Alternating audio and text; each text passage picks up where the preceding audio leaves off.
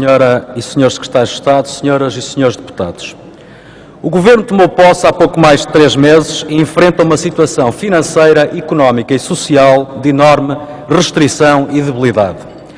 A situação que encontrou no setor da saúde, como em todos os outros setores da governação, pode sintetizar-se como simplesmente calamitosa. O Serviço Nacional de Saúde está mergulhado em dívidas que ascendem a mais de 3 mil milhões de euros. Cerca de 2% do PIB, dívidas hospitalares de várias centenas de milhões de euros, hospitais quase na falência, se não mesmo falidos, uma despesa galopante e sem controlo, enfim, o caos como sistema. Esta é a deplorável herança que o anterior Governo legou aos portugueses. O descalabro financeiro a que o PS conduziu o Serviço Nacional de Saúde atingiu um ponto tal que até o próprio Dr. António Arnaud, normalmente reconhecido como pai do SNS, afirma que o país enfrenta uma situação de emergência. De acordo com a execução financeira e económica do SNS, o total da despesa passou de pouco mais de 5 mil milhões de euros em 2006 para cerca de 9.500 milhões de euros em 2010. Os governos do Partido Socialista quase duplicaram a despesa do Serviço Nacional de Saúde em apenas 5 anos. Percebe-se que foi também este descalabro da saúde que obrigou Portugal, ainda no anterior Governo, a ter de recorrer à ajuda internacional para evitar uma bancarrota que de outro modo seria inevitável. É lamentável que o PS procure pretextos para não assumir e reconhecer as suas responsabilidades pela forma incompetente como conduziu o país. Mas, Sr. Presidente, Senhoras e Senhores Deputados, como se pôde constatar ao longo deste debate, da extrema-esquerda pouco ou nada há a esperar em matérias de políticas de saúde. Para o PCP, o que importa é dar tudo a todos, impossibilidade manifesta que apenas apressaria o colapso do sistema. Continua, mesmo após o dialbar mundial do seu sistema ideológico, a perfilhar mais Estado e só o Estado. Um Estado omnipresente, um Estado prepotente, um Estado total, cerceador das liberdades individuais. Todos sabemos qual o modelo de Estado e de sociedade que o PCP defende, imutavelmente há mais de um século.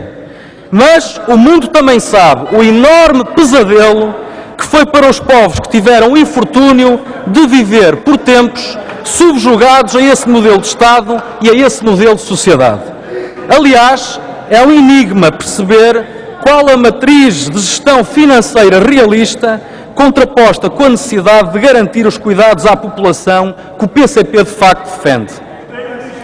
O país não pode, pois, esperar que o PCP se reforme e perceba que a salvação do Serviço Nacional de Saúde reside na capacidade que este tenha de se adaptar aos novos tempos e desafios que se colocam a Portugal. Sr. Presidente, Senhoras e Senhores Deputados, concentremo-nos no presente e nas realizações que o Governo, em pouco mais de 3 meses, concretizou. A este respeito, o Governo apresentou a esta Assembleia uma proposta de lei com o objetivo de promover a entrada de medicamentos genéricos no mercado, facilitando a resolução de litígios sobre a propriedade industrial. Assim assegura aos doentes medicamentos mais baratos e reduz o encargo dos contribuintes, medida que contribuirá para uma maior sustentabilidade do Serviço Nacional de Saúde. Uma medida de enorme coragem política, a coragem que faltou ao anterior Governo, enledado que estava em anúncios inconsequentes de mero marketing político. Em matéria de medicamentos, o Governo vai apresentar até ao final do mês uma iniciativa visando consagrar como regra a prescrição por denominação comum internacional, a qual apenas poderá ser afastada pelo médico se e quando razões excepcionais de estrita natureza clínica o impuserem.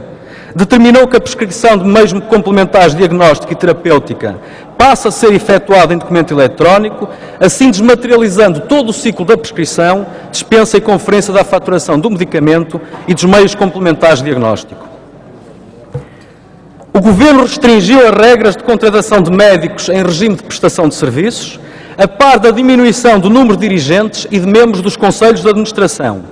Patrocinou um protocolo de boas práticas entre a Direção-Geral de Saúde e a Ordem dos Médicos, em matéria de elaboração de normas e de orientações clínicas. Mas, Sr. Presidente, senhoras e senhores deputados, o Governo também legislou com coragem sobre as taxas moderadoras, alargando o grau de isenção à partida, na medida em que aumentou as isenções por insuficiência económica para 1,5 ponto do indexante de apoios sociais. O Governo manteve também a generalidade das isenções específicas para os portugueses em situação relevante, como sejam as crianças, os utentes com incapacidade igual ou superior a 60%, os doadores de sangue, de células, de tecidos e de órgãos, os bombeiros, os transplantados, os doentes crónicos nos atos associados. O Governo também alterou o preço dos medicamentos em função dos países de referência e alterou o cálculo da margem para as farmácias e distribuidores.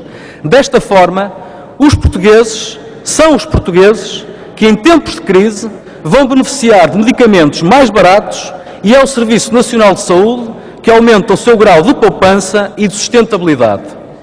Em cerca de 3 meses, em apenas 3 meses, o Governo pôs em marcha uma revolução tranquila no setor da saúde, reduzindo despesas inúteis e combatendo o desperdício.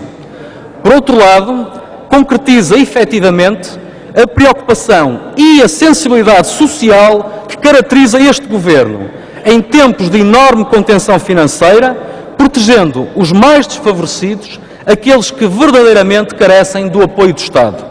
Este é o primeiro balanço que se pode fazer num período tão curto, em que o Governo promove o equilíbrio financeiro, conjugado com a garantia de acesso dos serviços de saúde aos cidadãos, tendo como objetivo fundamental a salvação e a preservação do nosso Serviço Nacional de Saúde.